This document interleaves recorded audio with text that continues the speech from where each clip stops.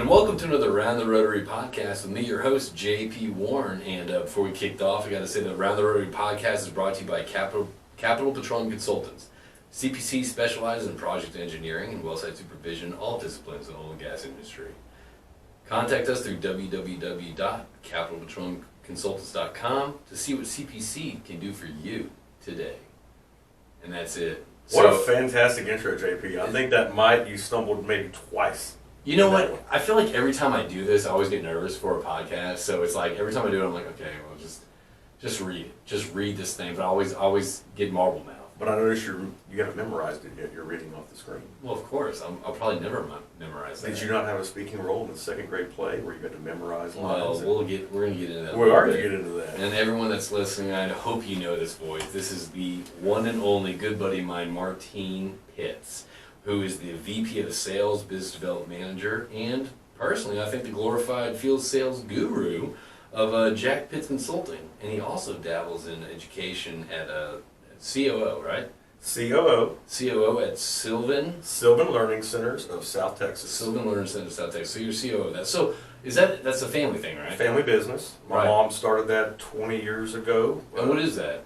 So Sylvan Learning Center is a place where children can come in of all shapes and sizes, learning disabilities, non-learning disabilities, and learn study skills. Growing up, I had problems with math, and so tutors are what got me through. Dude, tutors got me through college. Like I needed to. I couldn't. It was the college algebra. It was all that. So I needed math tutors. And so Sylvan's a place where you can come in and not just have a tutor necessarily do your homework for you and prepare you for tests like I had growing up.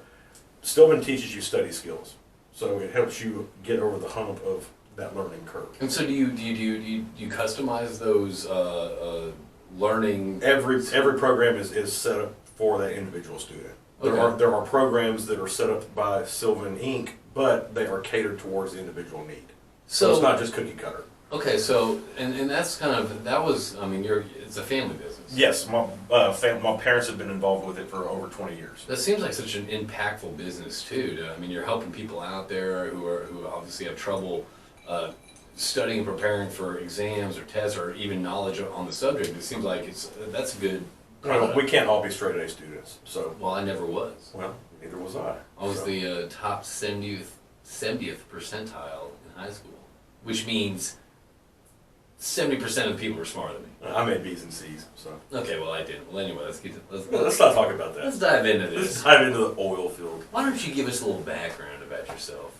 I grew up third generation. I say third generation. Where'd you grow up? I grew up in Victoria, Texas. Okay. Born and raised on a ranch. Cattle family on my maternal side. Nothing to do with the oil field on maternal side. My father's side, my grandfather he worked on the steam rigs in the King Ranch back in the Depression era. Okay. He was kind of like So he worked there to 2020. Yeah. Because it's pretty depressing right now. I don't see much of a difference. We're not standing in soup lines, but we're getting pretty close. Well, we can complain about it on our smartphones. That might be the only difference. It's like my 100-year-old grandmother told me the day, generation has no idea what really suffering and hard times are. You have a 100-year-old grandmother? I have a 100-year-old grandmother. And you know what? That's such an interesting point. People right now, there's a lot of people out there listening right now that, and obviously, even me sometimes thinking like, look, this shit's not going to get better. You know what I mean? Like times are tough. It's not getting better. But that's true. That's an excellent point. Way to put it in perception. It's like. Hard times in my house growing up in the 80s during a oil field depression were having to go to Payless and buy a pair of tennis shoes at 8 years old, and your dad saying, "I'll just paint Michael Jordan on the back." Yeah. We don't have money for that right now. Yeah. No, it's definitely. That's really not a sacrifice or a hard time. So you grew up in Victoria. Oil and gas community. Victoria's you're either a rancher, a banker, a plant worker, or an oil field worker. Okay. Not a lot of in between. So not a lot really there to go back to after college. Right. Okay. You say that, and then the Eagleford blows up, and Victoria is a good hub. Everyone's going down there for that. But anyways, back to you're taking me off my family heritage and lineage. So we'll get back to that. Didn't mean to do that, Martine. Well, it's such a strong background, JP. It's what made me who I am. So sorry for asking standard podcast questions to dive in. So anyway, I just want to help you just navigate down a rhythm here. You know what? Help me. So anyway, so Victoria, So there's 4 things to do. There's a few things to do, but my dad got out of the Drug Enforcement Agency in 1978, and with no background in oil and gas, started Tejas Inspection. Okay. Kind of just take no for an answer guy, banged on a lot of doors, gone majority of our childhood out hustling, Right. Trying to build a business. Survived, or had Tejas Inspection, I don't think I just edit that out. Had Tejas Inspection until the mid-90s, Yeah. and then went in to work for Baker Hughes. Okay. No experience in drill bits. The reason I'm going down this path or saying this is what I've learned through this industry. Well, no. Let's just talk, buddy. Let's just talk. We're not on a script. Throw the script See, away. I'm sitting here trying to go off a script. You know what? A lot of people come here and they have all these like papers. They just want to read through. Like, oh man, I forgot this point. I forgot this. We just need to gab. Let's just gab, dude. Let's just gab. It's just gab. It's a podcast. So let's just, all right. You know what? I'm gonna let you take control of this. Okay, how about this? You ask the question. You grew up in Victoria. How did you get in the oil field, and why? Third generation. Okay. Didn't know any better. What did your grandfather do? Worked on a steam rig Okay.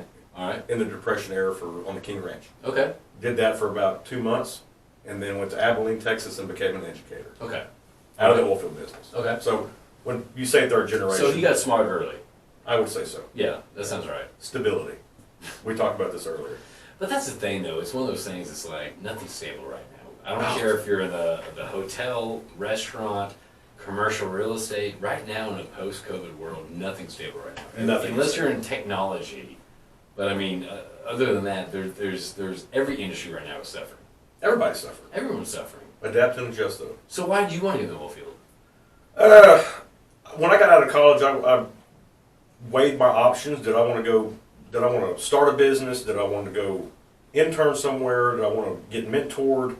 And it's hard to find mentors nowadays. No, it is. I mean, that's kind of been a subject that we talked about in the podcast a couple times. I mean, mentorship is so crucial, and it's very difficult lately to actually. First off, I mean, everyone has their mentor.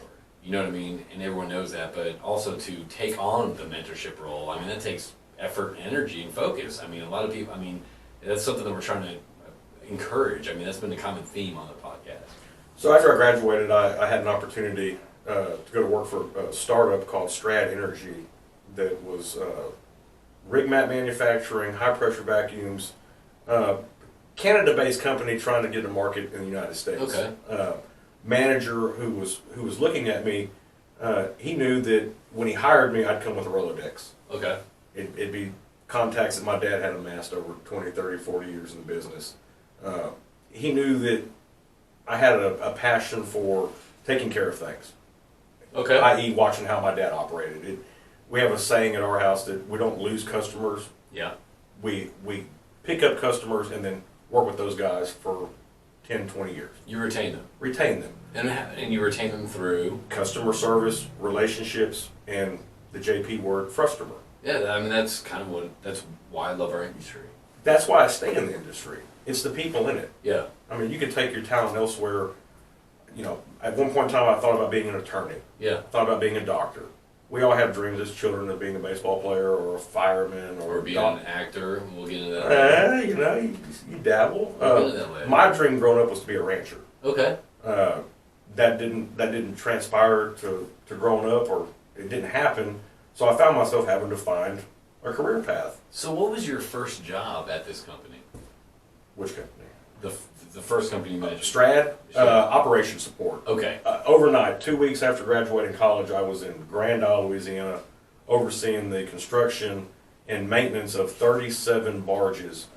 Strad Energy was the first private company to go out and retrieve oil and crude from the bays and the marshes during that BP oil spill. So how was that for you? I guess coming out and you're plunged in the oil field. You're third generation. You're sitting there. You got barges going on. In what part of Louisiana? Grand Isle. Grand Isle. Between Grand Isle and Fouchon was our base points. So you can't speed around there. We all know that. Well, I learned that you can go from Grand Isle to Fouchon in a boat in about a half an hour, but it takes about 4 hours to drive that. Yeah. Okay. All right. So Logistics. So what did you think about it?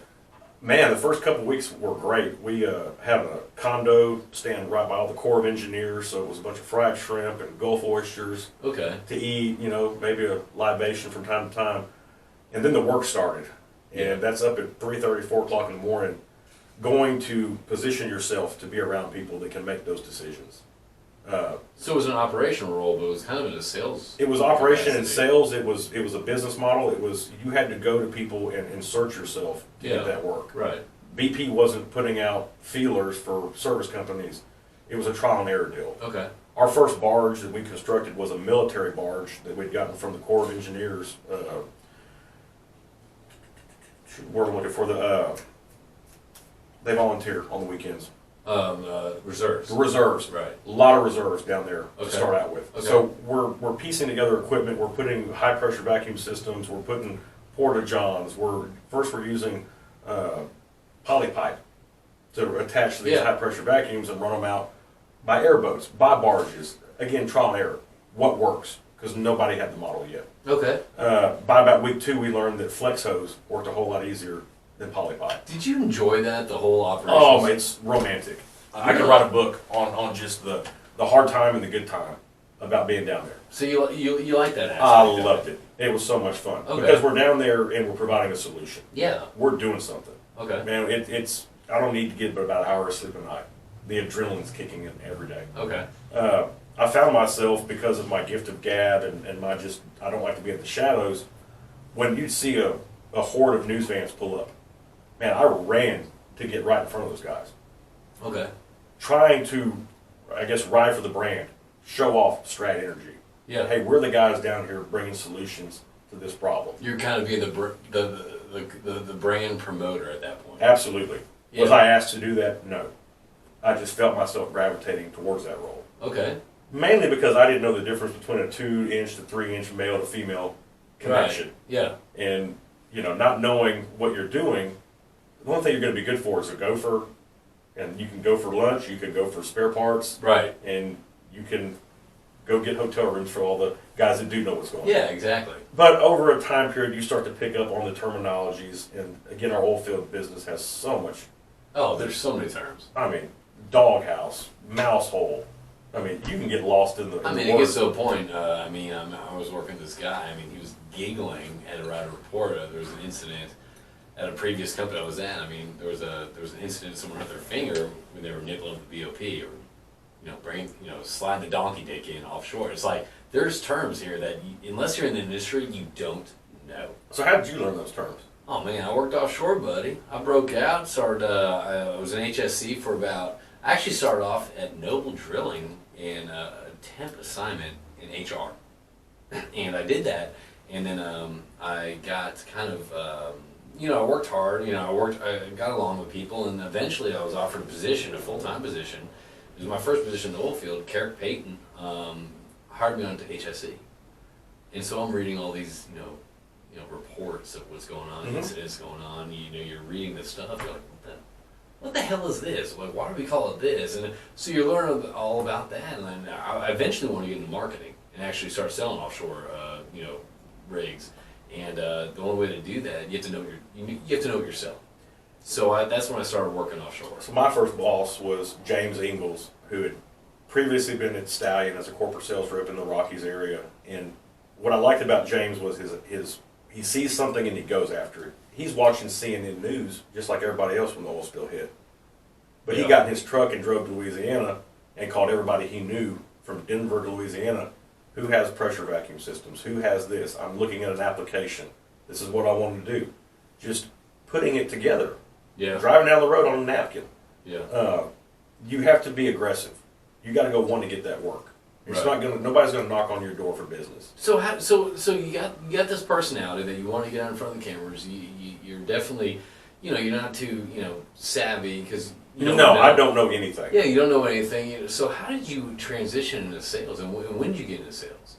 So after about 2 months of being down there, all the romance started to go away. Okay. We are the bee's knees. Everybody's looking at us. All of a sudden, the good old boys, the people who live in that area, started to get the work. Okay. All of a sudden, we're being pushed out. We're no longer retrieving X amount of oil a day. Anderson Cooper's not showing up on our barge anymore for an interview. Okay. And I make that drop because 2 weeks out of college, I'm giving an interview on CNN talking about how many barrels of oil we had recovered. Really? My dad's driving down the highway and goes, "Did you give an interview today?" And I said, "I did. How did you know?" He goes, Because you said you retrieved like 5,000 barrels of oil. I think I retrieved more like 5,000 gallons. Dad, I'm not the engineer. Just go with it. No, but there again, I'm giving information to worldwide media outlets. Fake news. Yeah, exactly. Yeah, well, exactly. before fake news. Like, actually, if Anderson Cooper walked up to me today, I wouldn't give him the time of day. I'm sure you know what's up. So, anyways, we move on. So you're getting the romance side of things. I mean, So that's the romance is now over with. Okay. We're sitting out in the middle of the Gulf. I'm living on a barge. Yeah. With 3 other people. There's no romance. Where are you doing the barge? Basically, just sitting out watching an area. Okay. Oil might come in. Okay. We have booms set up. We've got all the things in place to retrieve it. Yeah. But you don't retrieve oil out in the middle of the Gulf. Right. You have to catch it when it comes land. Okay. So you catch it in the bays and the marshes. Okay. But we're now sitting out in the middle of the Gulf during a hurricane. But I lived on this barge for 2 weeks. Do you like it? I hated that. Really? Hated that. Why? I'm not able to do anything. Like, what do you want to do? Just be involved. Okay. Not so you kind of necessarily need to be a decision maker, but give me projects. So you felt isolated. Very isolated. Okay. This was not what I wanted to be doing. Okay. But I told myself this too shall pass. Okay. Greater things will come. I get off the barge, we get back to land, and it's more standstill. We're not actually out there in front of people. We're not making a difference. I didn't like that. Okay. I started picking up the phone, calling Uncle Bobby, Uncle Ricky, Uncle Jerry. So you've always had this drive to, you want to interact with people. You want to. I want to make a difference. Okay. I want to do something with my life. Right. I don't just want to go through the paces. Growing up, I had a strong dislike for the rat race. And I don't know if I saw that in a movie somewhere where a guy spent half his life in traffic, driving to a cubicle to punch. I'm not sure if that's Office Space or whatever, but I think that, that rat race dream of, you got to hustle for, 15, 20 years before you make it up there. I think that's kind of, that might appease some, but to a lot of people, life's short. Did you grow up with people in the industry? No, I didn't. I'm first generation. So I did. I watched guys of all different calibers. Dude, I grew up in Connecticut. There's not much industry behind up there. Those paper companies, correct? Well, yeah, but they're being pushed out of Connecticut because of taxes. But anyway, we're the greatest state in the nation. Oh, we are, and California knows that too, and a lot of places know that too. Just don't bring your politics. And Joe Rogan knows that too. Apparently. Just don't bring your politics here. Well, we don't have to talk politics. Well, let's not do that. We don't let's have to go stay there. off of that today. So tell me how you got into sales. So again, I picked up the phone and called Uncle Bobby, Uncle Ricky, Uncle Jerry, and said, "Hey, I'm selling rig mats. You've got drilling rigs. I've got rig mats. Okay. Hey, you've got a drilling rig. I've now got 750 cubic feet per minute rig vacs. I didn't really know how that rig vac worked, but I had the asset. Right. By picking up the phone and calling people, I now had meetings. Okay. And I'm calling my boss, James Ingles, going, hey, I've got a meeting with the vice president of H&P or the vice president of Joe Shit the Ragman Drilling Company. Right. A great company. Joe Shit the Ragman's been around for a long time. I think he's been around. He has survived. Yeah, I think he's been around since the 1870s. Yeah. I think he was based out of Alice, Texas. I think so. I need to ask your buddy at Fesco about that. He may know him. Justin Finley? I think he may know him. I've never met Joe. I'll ask him. Joe's got to be doing all right these days. So I start making these phone calls and I'm setting up meetings, and he's like, well, you can't take a meeting in South Louisiana. Get to Texas and go take these meetings. Yeah. So I put myself in sales. Didn't ask, they didn't call me and say, it's time for you to go into sales. I was asserting myself into that side of the business. So to you at that time, obviously to a lot of people, sales means something different. It means either delivering a solution, establishing relationships, being first to, they pick up the phone and call. What, in your mind, were you doing sales, or what was sales to you? I still haven't figured out what sales is. Yeah, I haven't either. I was maybe hoping to come in here today and you would show me the blueprint on how you've been so successful as a first generation guy. That's literally why you're sitting right there. You got 3 generations behind you. I don't think so. What is sales to you right now? I don't even know if you can clarify or give a definition of what sales is. Is there a blueprint? Could I take one model and walk into 20 offices and that work at every office? No. Answer is no.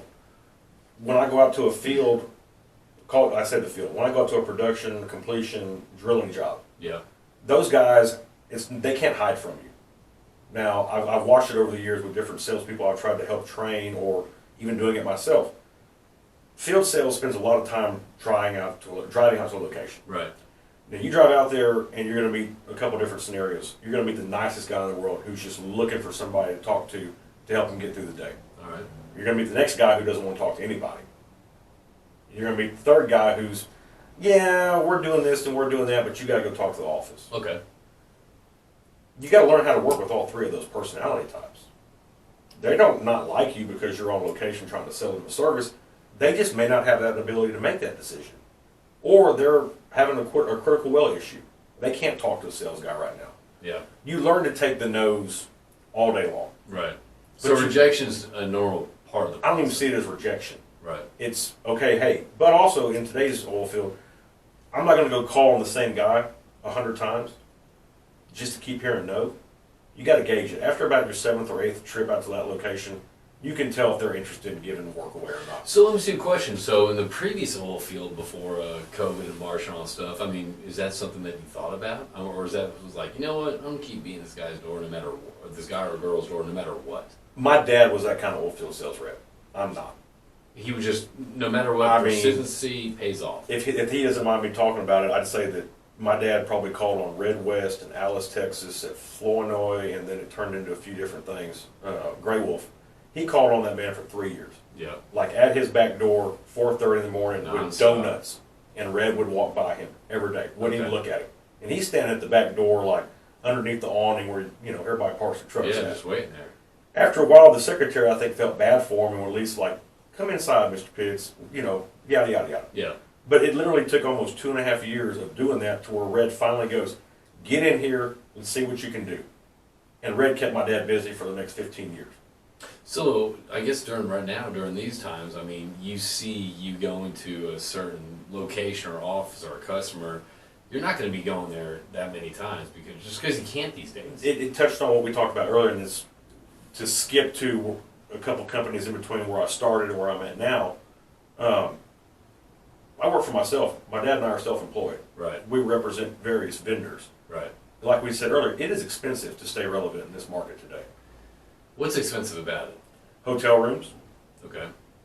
diesel, Right. dinners, So to you, I mean, you're still. and that's just getting out there. That has nothing to do with like trying to put product on location. So pretty much, do you feel that the way your dad used to sell, I mean, do you feel the way you sell is the way your dad used to sell? No, Okay. I think I How's classify it it as changed? working smarter, not harder. Go on. Doing more research, finding out where the targets are, listening to Around the Rotary with J.P. Warren, The #1 rated podcast for my wife and your friends. and you, buddy. I don't listen to any podcast but this one. Come on, I don't listen to Joe Rogan. I got into Howard Stern like 4 years ago. dude. Howard Stern's good, but He was good. He throws some good stuff out there. But here's it. it's not the Howard Stern that was 20 years ago that got you into it. Look, I just enjoy this podcast just because it's fun to talk. Do you enjoy this? Actually, I really do. Good. It's fun to talk to people. It's fun hearing the stories about, like, when someone will message me like, "Hey, by the way, just listen to John Smith's podcast," and that just kind of helped me change my perception. Now I'm going to be doing this, or I'm going to. I enjoy hearing like kind of people listening to it and how it helps, or Honestly, connecting people. when I first tuned in to listen to him, I thought, man, I'm going to listen and I'm going to gain some knowledge. There's no knowledge here.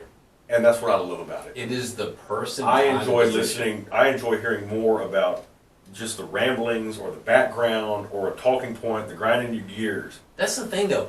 I'm not a technical guy.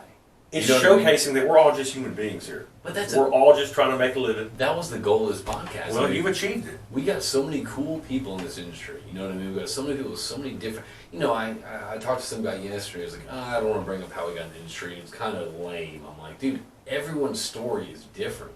It doesn't matter how you got in our industry. Like, tell your story. I guarantee you, there's not one person's story that is exactly the same who's been in this industry. No. Everybody's got a different path. We all Absolutely. walk. At the end of the day, though, we all come to the same watering hole or the same restaurant. In theory, we're all just trying to get through the day. Yeah, We're absolutely. trying to better our lives, better for our families. So how are you so good at, talking about sales, how are you so good at customer service? I mean, that's an important part of how you sell. So what makes you different than other people? I take it back to how I was raised. If you're going to do something, do it right. Right. And I don't mean it's measuring 3 times and cutting once. It's taking pride in something. Yeah. Growing up on a ranch, you're going to get out of that land what you put into it. It doesn't take care of itself. Fences don't fix themselves. Cows don't Tag themselves. You know about this? I do know about Did this. you think that they tagged themselves before? They just I not thought part they of the cow's routine. I thought they grew that ear out and that tag was sitting there, but no. I mean, we didn't. You ranch had around to the get road. in there, JP, and get your hands dirty. No, we did ranch around the road with Cole Thompson, and I tagged my first cow. Who is Cole Thompson, by the Cole way? Thompson, he's just this. His name was thrown out on this podcast like he's running for governor. Cole Thompson pretty much is he for his wish list. He wishes that Joe Rogan was his older brother. That's who Cole Thompson is. But he's also one of my best friends. He's also. Is he a friendly guy? I mean, if I wanted to meet him, how do you do that? Oh, you know Cole Thompson. We're just kidding. We're just messing. We love you, Cole. We love you, buddy. We love you, bud. Thank you for your business. So, So back to your question, what is sales? What is customer support? When I got into this business, I mentioned earlier when the guy hired me, he knew that when he hired me, he just wasn't going to get a green person with no experience and no vision. He knew that my dad was going to help me. right. Man, I really took that as a crutch, and I don't want to be Jack Pitts' son. Okay. I want to be Martine. Right. I don't want to get into somebody's office off of my merits. And I tried doing that for a little while, bucking all the contacts and relationships that I had. I mean, my dad used to drag me to a drilling rig in diapers. Well, I used to play people's Nintendos that are now presidents of oil field companies. Well, how is that for you? I mean, It obviously. doesn't really make a difference, Well, JP. I was going to say, I mean, obviously your dad's a living legend in the oil field. You know what I mean? I mean, he's, everyone knows Jack Pitts. I mean, how is that for you, I guess, to kind of like, you want to march your own way and all that stuff, and you have this great You have to, it's a dance. Those are big shoes to fill. Yeah. Man, I'd be honored to one day carry around the credibility that he does. Yeah. But I learned real quick that you need to take advantage of, your opportunities or the things in life that are not necessarily handed to you. But if I can walk into a man's office because I've known him for 20 or 30 years, man, that's a huge advantage. Right. Versus the JP who's just breaking into the industry. Yeah. Now, you may have more technical knowledge than I do, but you don't have the relationships that I do. Do you think relationships are as important now as they were? No. What's more important now that you're seeing kind of overshadowed? And it's, I hate to say it, but it's price. Okay. We talked about earlier, I had a conversation with the closest thing outside of family that I would call a mentor, Mike Moore. Yeah. Got the opportunity. I was the last corporate salesman Mike hired at Stallion.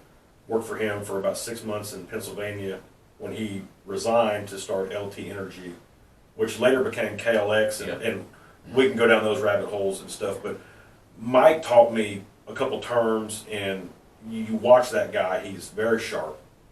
He's one of the sharpest out there. I love Mike. You take pride in that. Absolutely. And it's taking pride in the fact that he shines his golf shoes after every round. Like it's meticulous. The It's details. attention to detail. So you take that into your job. If I'm going to send out a trailer house to somebody, I started to adapt this philosophy is my mom's going to stay in that house. It's going to be good enough for her. Yeah. And I don't mean that my mom's some highfalutin, she grew up on a ranch. No, but at the same time, there's certain I wouldn't put quality my mother in standards. it, is my point. Yeah, there's quality standards that you uphold. And so once I adapted that philosophy of it's got to be good enough for me, then it'll be good enough for my customers. Yeah. And I don't mean to sound that as cocky or arrogant, That's not cocky or but when I broke out in this business, man, I was selling trailer houses to big companies, like legitimate Right. business, and I didn't know how they got that trailer house from the yard to the location, let alone how it powered up and stayed out there on that job. That's an inexperienced salesperson. Relationships do not matter at that point. So Somebody will throw you a bone is where I'm going with this. Okay. They'll give you an opportunity. It's what you do with that opportunity. I used it, or I try to utilize those opportunities as learning experiences. Man, don't sit in the office all day sending emails asking for appointments. Go out to the location that you do have control over and build relationships with those guys. Right. We talked earlier about guys sabotaging locations. Oh, I've dealt that happens out there. I've dealt with that because I've taken work away from competitors. Right. And then, you know, you see a glove in a sewer pot. Yeah. Or, you know, just these things that they don't happen. These small things that They can get you kicked off a location. It's how you respond to it. Right. So that's where I take this roundabout conversation is it's how you respond to things. Okay. I've worked for brand X, I've worked for brand Y. And I'll show up on a location and the gate guard will be like, wow, I haven't seen a representative from your company here since y'all rigged up. And they've been out there for 3 months. So how do you respond to this rejection or sabotaging of your work or performance? I mean, how do you deal with that? Martine, talking to the third person, Martine 8 years ago would have, man, he'd been firing off emails to every operations manager trying to get somebody in trouble. Yeah, trying to get justification. Absolutely. Right. Like, I was going out on these locations, and this was coming from a corporate sales role, again, doing it backwards. I went straight into sales and then went into operations. Okay. Once you're out there on that location and see what those service guys deal with every day, Yeah. it didn't take me long to adapt also the philosophy that the service hands, and you can't call them hands anymore. I was written up one time for calling it, so I said, make a hand for me. Got it right up. That's disgusting you would say that. Well, it's the truth. I know, who would have thunk? But those service guys are the face of the company. Yeah. They're driving the truck, they're hooking the equipment They up, make the decisions. and they are in front of those company men way more than Yeah. the field salesman or anybody from the company. That's ever right. is. So why not teach those guys and give them the tools to be successful and be more than just a truck driver or a rig up guy? So let them be ambassadors of the company, is what you're saying. Absolutely. Yeah, I like that. Absolutely. So I've always enjoyed working around people. Yeah. And it didn't matter if you were the trash man or if you were the executive or owner The of the CEO, company. whatever. Man, everybody's got some value or some stake in that. Absolutely. So let's incentivize the guy who is out there every day. Yeah. You know, and I've seen operations managers, same company in Alice, Texas, and Carrizo, do it differently. In Alice, you have ownership of all your assets. That's your service truck. Those are your tools. That's your trailer. This is your crew. Go be a bulldog. Go be a rock star for me. Right. Carry this company on your back, and I'm going to take care of you for that. So it's empowerment. Yeah. But then you go 100 miles down the road to the same company, different operations mindset. They don't take care of their equipment. They don't go to the job stocked up. They're constantly running back and forth to get the job going, losing money left and right, Right. losing customers left and right, not knowing why. It's because you don't have any customer service. You don't have any quality control. I feel like we've gone down a wormhole there. No. But at the same time, I'm listening to this, and this is something that I think that people's kind of touch, but they don't dive into. I mean, people have discussed, you know, networking, relationships. That's what matters, you know, relationships. But we haven't talked about what relationships are, and the fact that you're discussing the customer service side of things, not just price, not just we have the best people out there. No, it's look. Everyone's got the best people these days, it seems like. Everyone's got the best equipment, it seems like, these days. But, what you're talking about is something I appreciate a little bit more because you're kind of diving into it a little bit. You're talking about the customer service. That you'll make something right, regardless. Well, JP, because there's only 4 or 5 manufacturers of everything we all sell. Okay. You can paint it yellow, bright orange, purple, pink, Whatever. white. Doesn't matter. It's how you service it. Right. Do you care about it? Do you care about that customer's project? I think everybody really does at the end of the day. I let them know that by being out there. So I mean, I'm talking about this. I mean, you've had a lot of rejection. You've had a lot of that. I don't think you can be in any type of sales role. I don't care if you're selling school buses to independent school districts or you're selling rockets to NASA. There's rejection in everything. So let me ask you a question. How do you bounce back from rejection? I just go on to the next. You just kind of dust It's off? kind of like playing golf or rodeoing or anything. You cannot let yesterday's performance impact tomorrow's. So do you pick up with the same attitude, or do you try to... No, you can get deflated. Yeah. But it's those little wins, man. It's those little victories. Yeah. It's driving out to Carrizo Springs from Victoria, Texas every day. Because you don't either want to rack up a hotel room or there's no hotel rooms in the Eagle Ford to have at the time. Yeah. I did a lot of like 500-600 mile round trip days. Man, I loved it. Really? Loved it. Because I'm in my truck, I'm seeing South Texas. I'm riding around some of the biggest and beautifulest ranches in the world. And you're a Texas boy. Oh, Absolutely. Yeah. Scream it from the Yeah. rafters. I'm arrogant about it. Yeah. Love my state, love my people. Right. And y'all are all welcome to come here. Just don't bring your politics. Amen to that. Amen to that. Amen to that. No, it's when I was doing corporate sales in Pennsylvania for Stallion, it was an office job. Sit here in the office for X amount of hours a day, run through emails and protocol. No, I couldn't do that.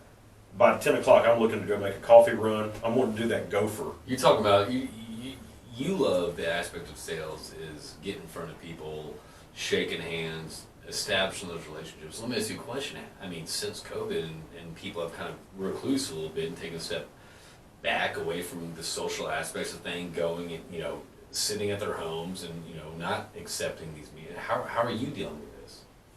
That is a good question. I am idle time is a bad thing for me. Okay. I can get depressed. I can get woe is me. Oh, it's easy. It's very easy. It's easy to start getting in your head and being like, oh shit, I haven't done anything productive in the last 2 weeks. Oh, well, I haven't sold anything in a month. This industry is nobody's friend. 5 years ago, I was climbing the corporate ladder. I was my head down, my rear up, Doing the thing you have to do. learning to not step on operations manager's toes at this point. Like You learn the politics game. I was being groomed to be an executive. Right. And then, you work hard, you take a small little $2.5 million company, it sells for $60 million.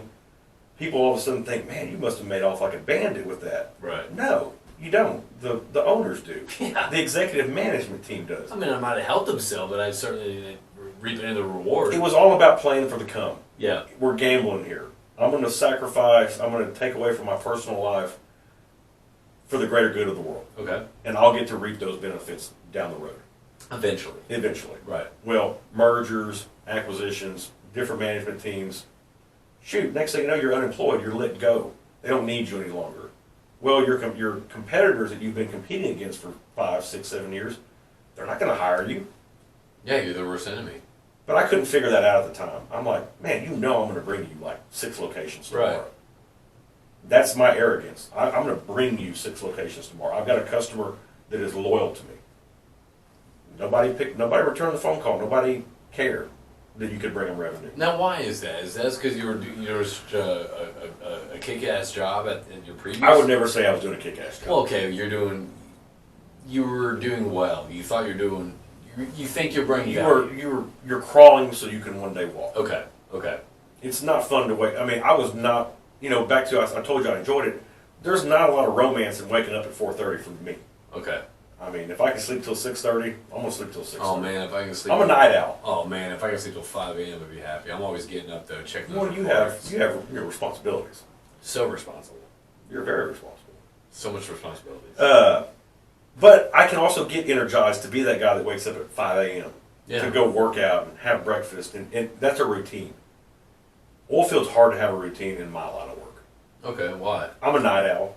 Okay. So my days are like, I get to the office at 8 a.m. Run through paperwork, do things, take somebody to lunch, maybe hit a couple locations in the afternoon. Not your standard corporate salesman. Right. Because no corporate salesman goes to a location. No, I know of. I agree. Then it's dinner.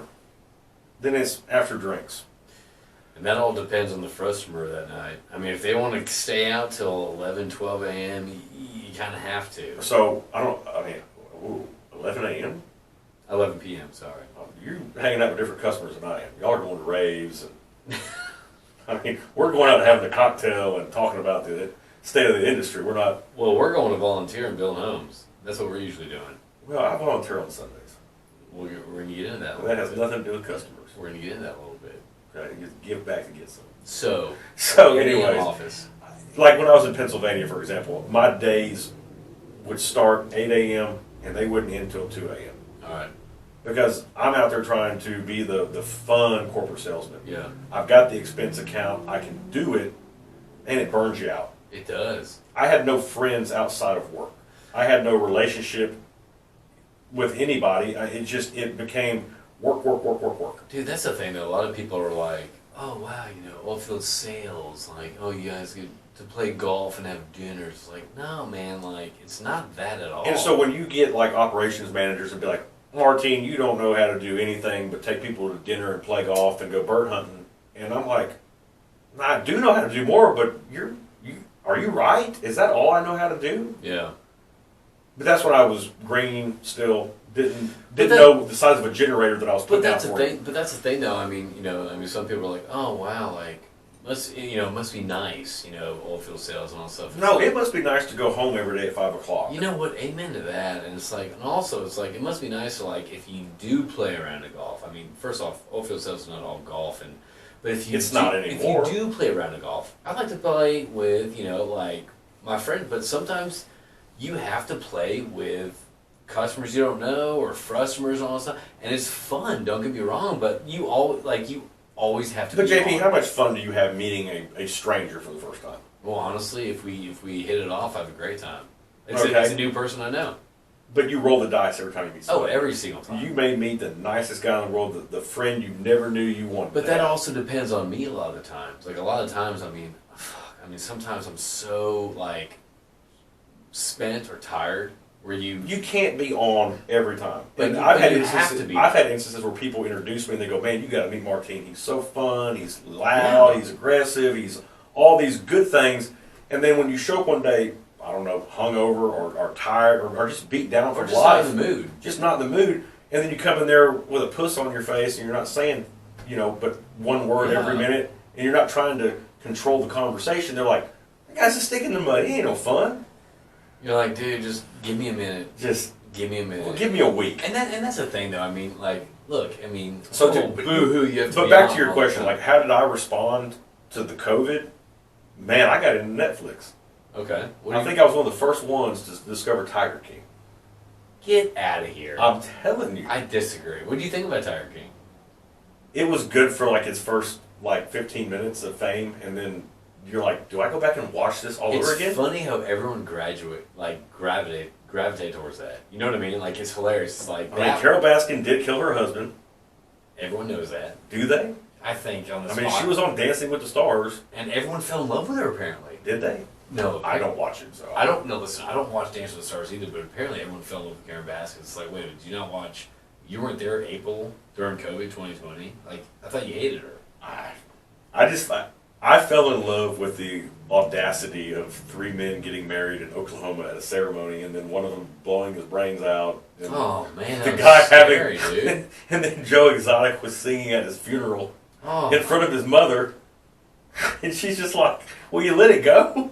so bad. But then you find out she's addicted to meth, and Joe's been shooting her in the foot with a gun in the next episode. It's just, You know what? That happens, I guess, I guess. in the exotic animal world. So you got into Netflix. I got into Netflix. I started to binge watch shows Okay. because nobody's going to lunch. Nobody's seeing it in their office. Were you doing any Zoom meetings or anything? No. It was No, just, no, it was no, just no, like no. one of those things where you just kind of reset. And so from out here in left field, listening to you, like, I don't want to say you were steering the industry in a positive direction, but you were like, man, you've been a good voice for all of this shit. You're like, hey, go out of your comfort zone. Do something different. That's the only thing you can do right now. And it's one of those things, too. It's like, I'm not saying COVID's a good thing, but at the same time, it actually set us up to do this podcast. And it's been so beneficial because you're talking to people. You're getting people's stories out. But JP, you took this new role, what, February? January? No, it was a year ago, October. Okay, so you took it in October. November, yeah. Okay. A year ago. Hey, I'm sure when you took this role, you had visions of grandeur. Oh, yeah. I'm sure Z and all them were like, man, we're bringing in the guy that we've, I don't know if they thought they needed you or how this whole thing came about, but I don't know. I still don't know. I'm not asking. it's added value. Well, I wouldn't either. There's no Hide out in room. your back office on this podcast. Let's not bring it up Let's right not bring it up right now. You found a way to bring added value to CPC. Thank you. I like to So- think I did. You're asking me these questions about what does it take to make a salesman or work. No, dude, we're just doing it. We're doing it. Yeah. I learned a long time ago that nobody, and I don't care if it's in dating, it doesn't matter for business or anything, nobody's knocking on your door. No. Unless you give them a reason to knock on your door. Right. Well, I don't have any reason for people to knock on my door. Now, there's a lot of customers out there that have reasons for me to knock on their door. Right. I think we're going to see a major transition. And again, I hope I'm always a glass is half full. How do I get my glass filled back up kind of guy?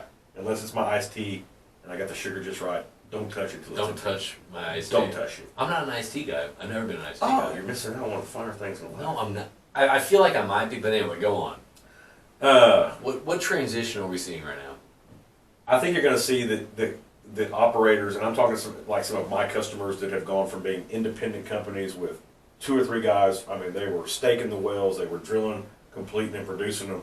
To now, those 2 guys are too busy with Wall Street and attorneys and investors to deal with day to day. Okay. And that's why they now have 30 engineers Okay.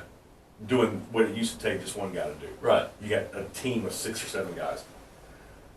JP, it's really hard to build relationships with a team, 7 guys. Right. Especially in this market. Well, I mean, everyone's got their own interests, whether it's, Well, you turn around and one guy goes from being a completion engineer to now all of a sudden he's in drilling. Well, you're going to see a lot of that these days. Well, I've been seeing a lot of that. Yeah. So, again, you go to the field. You get around that. You couldn't go to the field up until about a month ago. They weren't letting anybody on location if they were actually working. So what are you doing from March until September? I mean, you were just Netflixing, really playing golf, Yeah. team roping, and Yeah. giving strong consideration to starting a landscaping and total property maintenance business. Because I'm anal about attention to detail to where it's Martine, shut up. Nobody else sees that cobweb in the corner of that 20-foot high ceiling. But then again, that's what could be separate you from the others and make you successful. That's what I try to take in the business. It's like when I show up on a location, and I don't care if it's a cigarette butt or a ground rod that wasn't completely taken care of, let alone a sewer pot that's leaking fecal matter on Right. location. Man, I see that stuff, and I don't like it. So Other people, you bring it to somebody's attention. You fix it. But you learn to not step on the toes of the people that have got 100 different things going on in a day. Right. Growing up in this industry, it's real easy to call an operations manager in Alice, Texas and cuss him out. Hello, Jared Davis, I'm talking about you. To call a guy up and be like, hey man, my customer just called me and he's mad at the world. Right. What's he mad about? His George Foreman grill hasn't worked for the last 2 weeks. I get that. And I bring up the George Foreman grill because I've gone to sell to people in Pennsylvania. Walking in, the corporate salesman, what's the corporate salesman doing on my location? Well, sir, I'm here to say thank you for your work and I want to try to pick up some more. Well, I don't like Brand X because I called him for a George Foreman grill when I was out in Pecos. Right. 15 years ago. Still waiting on that George Foreman grill. I ain't got it yet. Right. So I ain't going to use Brand X. I mean, you just told me no. I'm not going to come back like my dad would have done, back to your question earlier. I'm done with you. Right. You've told me you don't like Brand X. And there's 10 other brands out there. Well, let's go find somebody who got their George Foreman grill. Let's go find somebody who Brand X stepped out of their way to make happy one day. Okay. All right. I don't know if that answers your question. No, it actually, I think it does. But I kind of want to talk. You started bringing up roping a little bit. I want to talk about. I think there's a big opportunity right now on this podcast to kind of bring people into kind of something that you've been involved in. Yes. This API. Can you talk to me about the API? The I don't know if I can, but I will. Well, you know what? I don't have clearance from the API to talk about their business. Well, you know what? After this, text them, and then we'll go ahead and release it. Wouldn't even know who to reach out to. So I'll tell you what. So tell me about your API team roping. So it goes back to my mentor, my hero, my dad. My dad and Steve Wood, former VP of Ops for Brand X, started the Victoria API team roping back in 1995, I think. Okay. 96. The idea was, let's just get a bunch of old cowboys, guys that used to maybe ride a bareback horse or grew up on a ranch. Let's find our group of guys in this industry that enjoy the cowboy lifestyle. Right.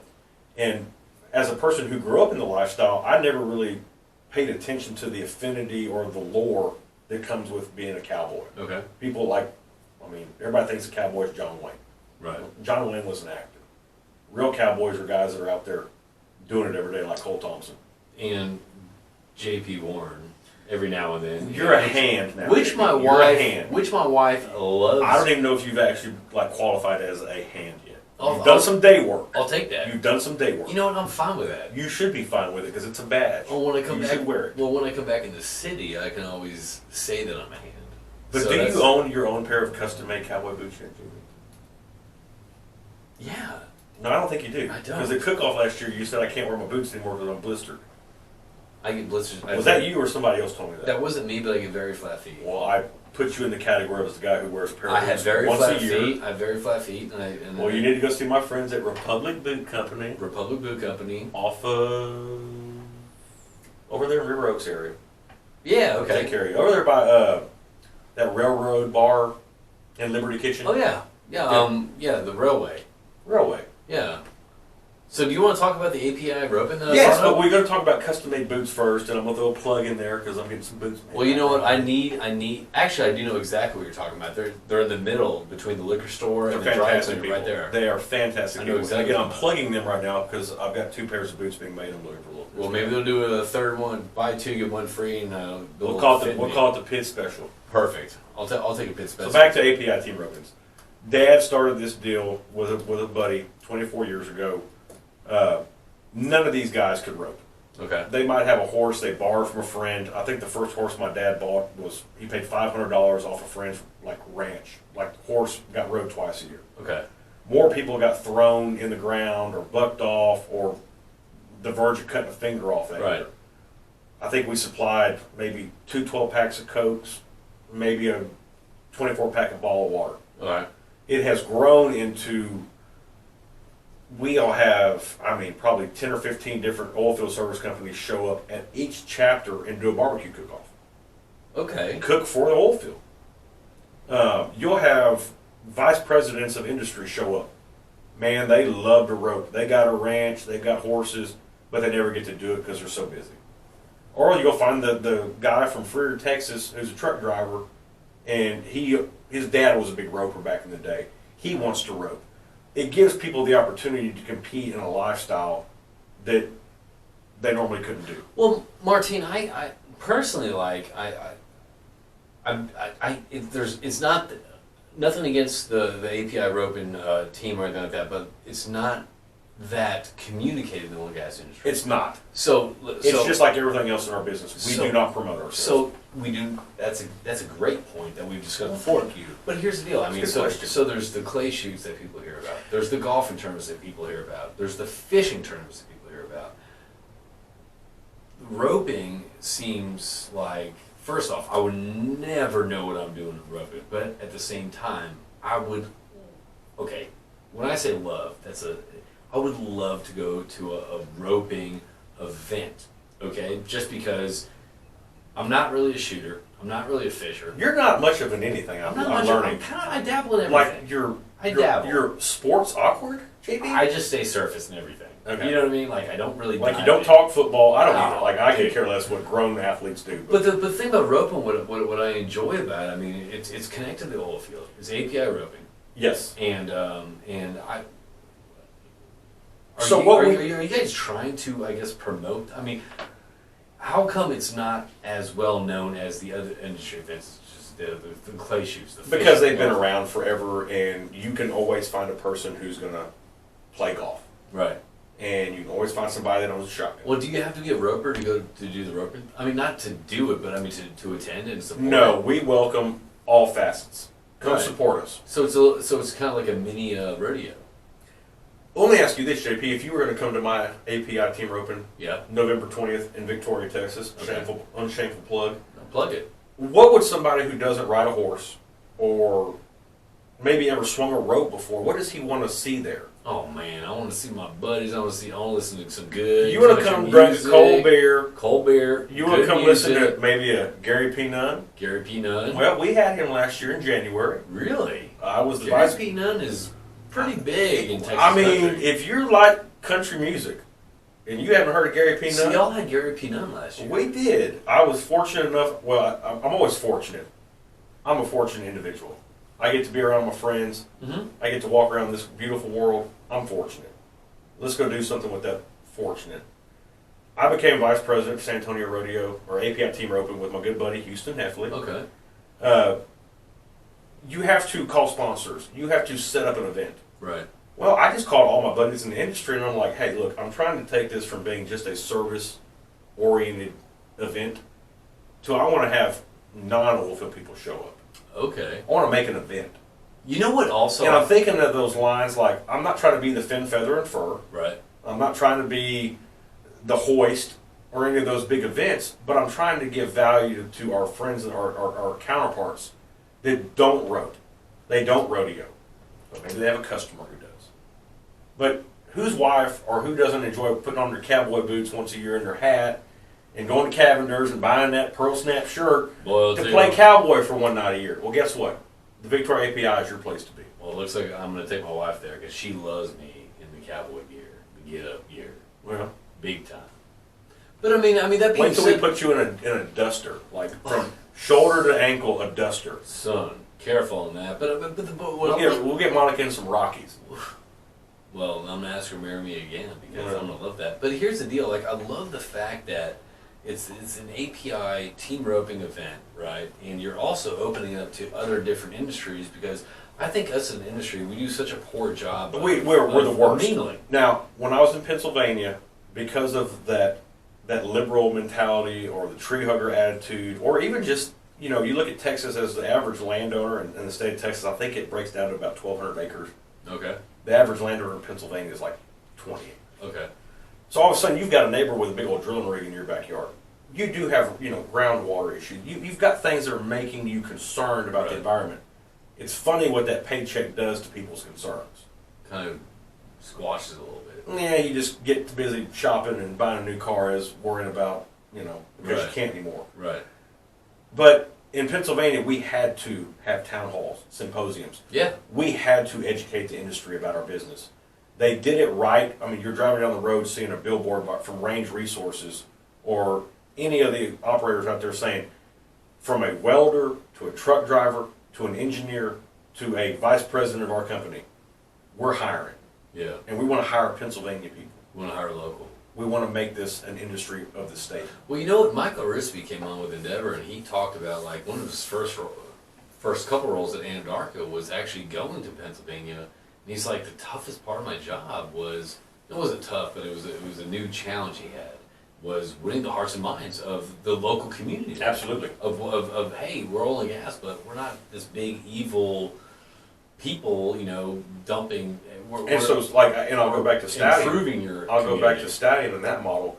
Stallion took pride in their communities. We had things hanging on the wall in the corporate office that were like testimonies from neighbors saying, "My little dog got out." Yeah. My neighborhood now became an oil field hotspot, like traffic zone, like where you might have 5 cars go by in a day. Now I've got 50 oil field trucks driving by, 24 hours a day. Little dog got out. Stallion driver stopped in the middle of the road, got out and chased my little dog for an hour. Picked him up, put him in the truck, took him to the location because he had to get there, but then came back and did whatever he had to do to make sure that dog got back to the owner. I love that. I love stories like that. How can you not love that? I mean that's the stories about our industry. I can't tell you that brand X and Y would do that, but Stallion Oilfield Services would do it. And so you took that attitude. Yeah. And you just rolled with it. No, but that's what's exciting about our industry. It's like I think our industry has some of the most humble. I mean, obviously some of the most cockiest people, but it's some of the most humble people out there. Family focused. They love their neighbor. Like I love our industry about that. There's such good, kind people in the industry, and there's a lot of people that are outside our industry which don't understand that. So I think you bring in API roping and other industries. And so those like Oilfield Helping Hands. API. Yeah. There's a laundry list of companies, nonprofits that are set up to help us do that. But man, we get so busy going from A to B that we don't look at C. We just do a horrible job of that. Horrible job at that. How do we change that? JP, I don't think people are actually interested. You don't think people want change? Change costs money. Change is hard. And also change is scary. And change is scary. Yeah. I think if it's, you sweep it under the rug mentality, we'll get to it later. Well, here we are. We're at later. Growing up in this industry, it's always, what do you think the next niche is in this industry? What's going to change oil? Well, because you always ask the tough questions. I want to ask a tough question. All right, what's your tough question? What's going to change our industry? I mean, is it the Green New Deal? No. It's not wind. It's not solar. No. Listen to me. I I think to be in the oil and gas industry and say that renewable industry, renewable energy or, anything like that, to be against that is naive. How could you be against it? I'm not. I'm not either. Carbon footprint. Make it small. I do think, though, you have to look at it from a realistic standpoint. But unfortunately, things these days are driven by false information, emotion, and fear. What do I see kind of, I don't see anything changing in the oil industry, but what I see is kind of getting more acreage is probably, I mean, obviously for data analytics, but honestly, I view technology, and honestly, there's a new way to even promote, market, and speak to customers right now as a sales. And so this go back to what you were asking me earlier, and and this has been a great conversation, by the way. You have a great conversation. Well, I try to have a good conversation. No, did I Zoom? I have not done one Zoom meeting. Really? And proud of it. Really? Yeah. Are you anti-Zoom? I'm not anti-Zoom. I just don't have a laptop. Really? Yeah. I mean, honestly, during the COVID quarantine and all that stuff. Because I don't need a laptop.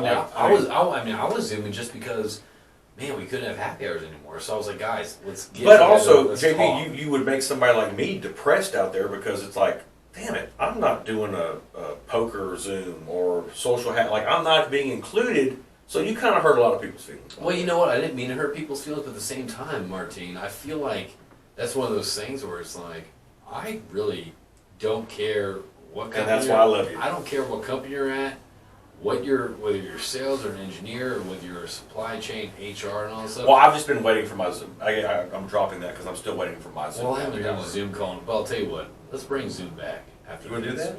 We'll get a Zoom happy after this. A little poker game. And bring it back. Absolutely. I don't know how you do a Zoom poker game. I don't know how you do that either, but you know what? Like I just felt like I missed my friends. Buddy, I miss my friends too. I was at home with my beautiful, loving wife and my daughter. Hey, and you know what? But you've got a beautiful, loving wife and a daughter. I'm single. But I love my friends though, and I love my customers. I love my Oilfield family, and so I felt, I'm like, guys and girls, I need. So when you can't go do happy hours and you can't, you know what I want to bring back? I want to bring back the Tuesday Oilfield Day.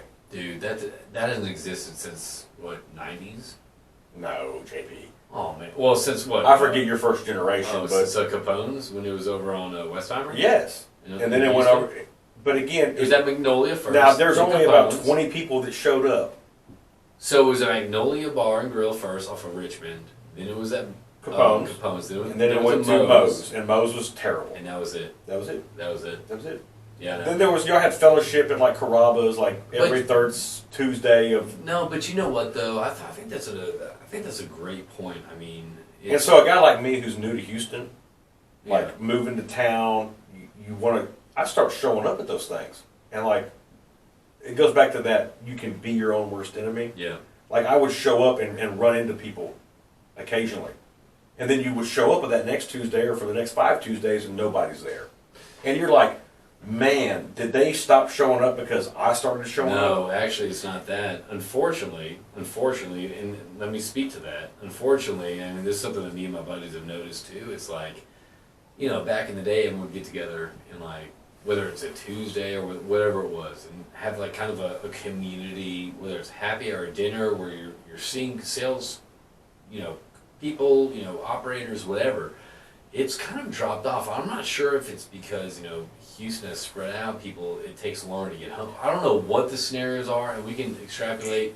And it's not even worth going into because it's been the perfect storm this last year. But here's the deal, though. That old school mentality of getting around together on a Tuesday at this set place, either A, we bring that back, or B, it's not going to happen again. We have to. So we did that in Pennsylvania. Again, it's $110 oil, $7 gas. Mm-hmm. Budgets they're nice. Right. We called it crew change. Did it every Wednesday because you change crews every 2 weeks on Wednesday. I remember that started in Houston too, but I'm not sure how much it picked up. But I mean, well, let's just put it this way: like me and 3 of my competitors. Yeah. I mean competitors, not counterparts, but competitors. We're all friendly. Yeah. Hey, you've got enough work. I've got enough work. If I can't handle a job, I'm going to call you to take care of my customer.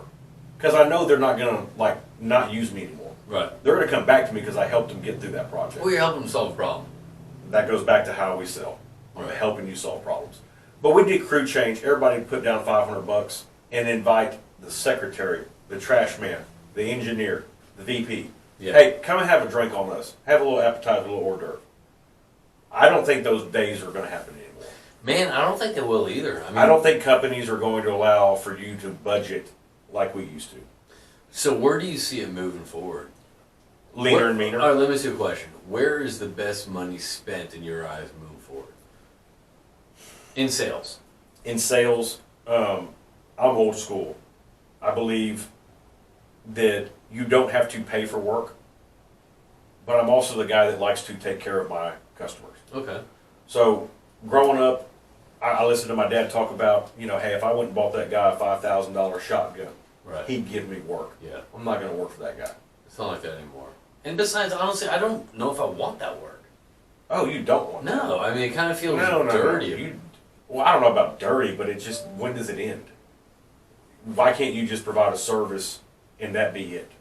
Right. So I've never, now I can't tell you that I haven't tried to buy a guy a drink or take a guy to dinner to get his attention. That's different. That's different. But when I have your work, what's the balance in how many meals do I need to buy you or things like that? I don't look at it that way. I don't either. I will never take you to dinner or take you to an Astros game For a reason. for a reason other than I want to spend time with Exactly. you. Because there's nothing more miserable Martin, than spending time with people that you don't have anything to talk about outside of an invoice. Martin, I think you have an excellent point. I think what you're saying is very valid, and I view it that way either. It's like, look, if I'm inviting you to dinner or inviting you to a steak night or something like that, I'm not doing it to get to a certain point. No. I'm doing it because I want to hang out with you. I want to spend time with you. I want to get to know you more, and honestly, I want to revisit with you. So that's why I'm in this business. And when I say this business, I'm talking about that's why I'm in the oil field business and not out selling Amway or pharmaceutical sales. Right. Because honestly, it hits me in the head every day when I wake up like, man, what are we going to do today? How much effort are we going to expunge and what are we going to get back for it? Okay. COVID has really flipped that on its head. Yeah. I can't go knock on your door. No, not anymore. I can't go buy an entry into a golf tournament or a ski tournament or a team roping on the off chance that I meet somebody. But you'll never meet anybody who's less forward or aggressive on first impressions than me. So it has to be. I want you to be my friend and be like, Martin, what do you do? Yeah. Yeah. Hey man, I've got a problem over here. Can you help me with that?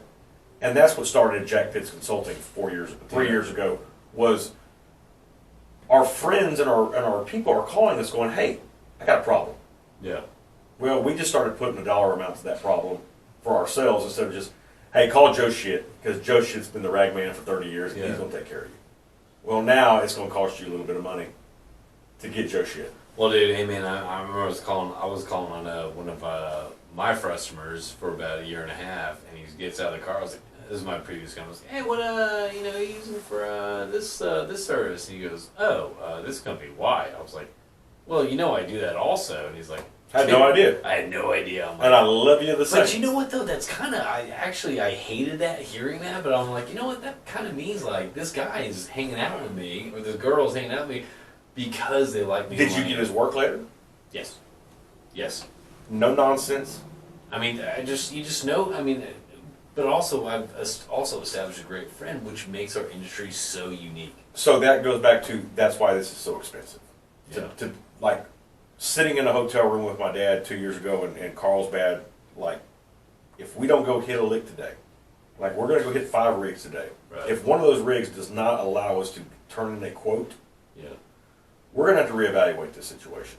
That's $300 a night hotel room. Man, that's betting on yourself right there. That's, do we take a $50 barbecue plate out to these consultants? Can we justify that? Yeah. I didn't grow up in that oil field.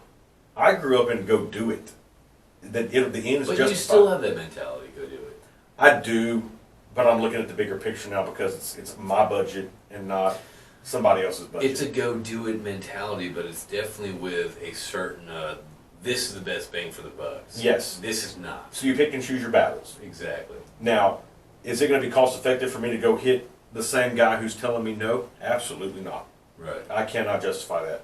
So I'm going to go see my people, my friends, my customers, my former customers. This is what we're doing now. Do you have any desire? Do you have a need for it? Yeah. It's either going to be yes or no. It's going to be a bunch of no's at people I don't do work for. Yeah. But my friends will tell me, hey, I got a rig coming up in 6 months. I'll let you bid that out. That's optimism. I'll But that's take that not, any day. but that's not revenue, JP. No. It's not. Have we touched on what we want to touch on? No, we that's- haven't. No, I know we still got some stuff to go here, but hey, at the end of the day, this is a fickle business. And I don't care if you have a best friend who's a drilling manager at XYZ. Oh, that doesn't matter. It does not matter anymore. Because he's got 20 engineers working underneath him whose sole existence is to cut cost. Right. So, no, I don't think, really, to answer your long-winded question or this long-winded response, no, I don't think relationships matter anymore. Really? I think they are an added value. So they do matter, but on the surface they do not. Man, I hate hearing that, but I don't want to agree with you, but I can see where you're coming from. Because I have relationships with customers, and I'm talking like I've been working for them for 10 years, my dad's been working for them for 30 years. Right. They don't care. Yeah. It's not what did you do for me for yesterday or for the last 10 years. It's what are you going to do for me today? It's And there. unless you come off your book value or your book discount, another 10% or 15%, or hey, say I take out some tubing from you or some drill pipe, Right. and then I'm going to bring it back with $75,000 worth of damages. And then the engineer is going to ask you to cut that in half. Like, hey, will you eat half those Yeah. damage? You damaged the pipe. Your guy's not taking care of my equipment is what we're talking about here right now. Yeah. And you want me to eat half of that cost to bring it back online so I can rent it again? I'm a for-profit business. And man, and the thing And, is, and the and thing I don't get to go pick up 3 customers because I work for you. Like, Yeah, this is not a popularity contest. No, the thing is though, you're right. You always want to do what's right for the customer. You want to do what's right for your business. JP, I will bend over backwards for a customer. I know you will. But I can't bend over backwards 50 times. Yeah, There's no, go find somebody who's not so demanding. I get that. Or doesn't have 20 vendors coming at them.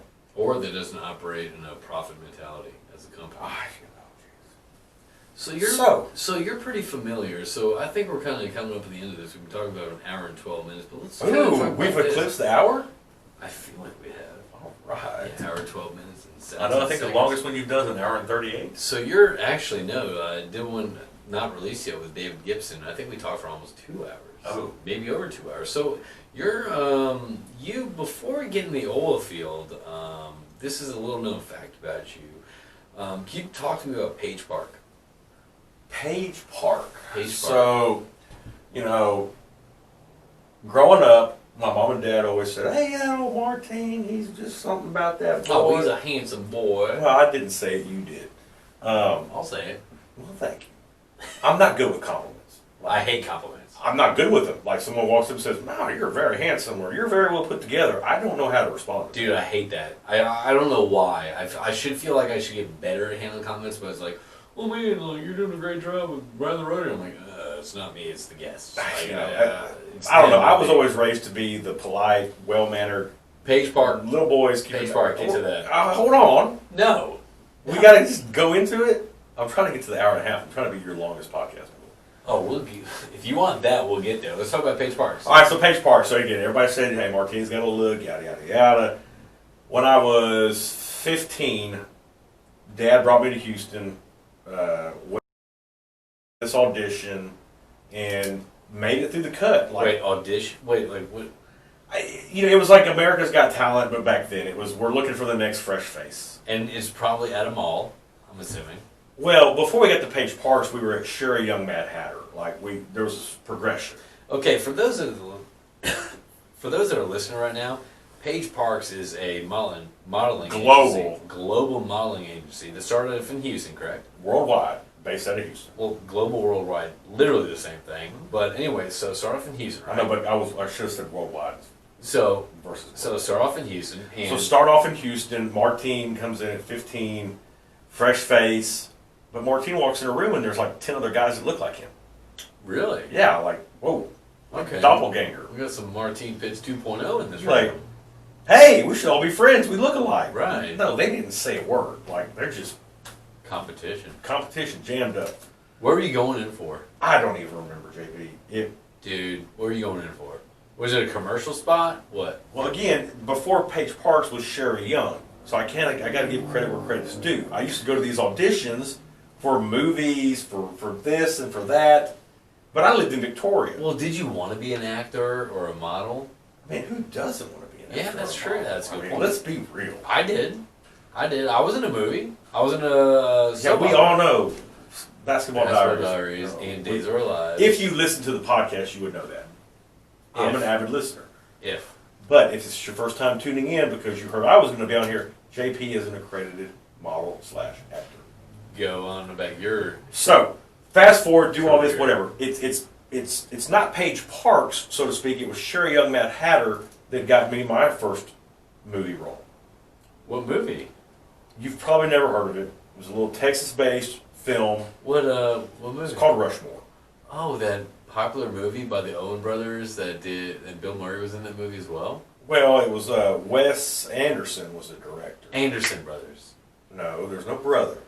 There was an Owens in the movie. So I worked with... That's it. Owen Wilson. Okay. Not Luke.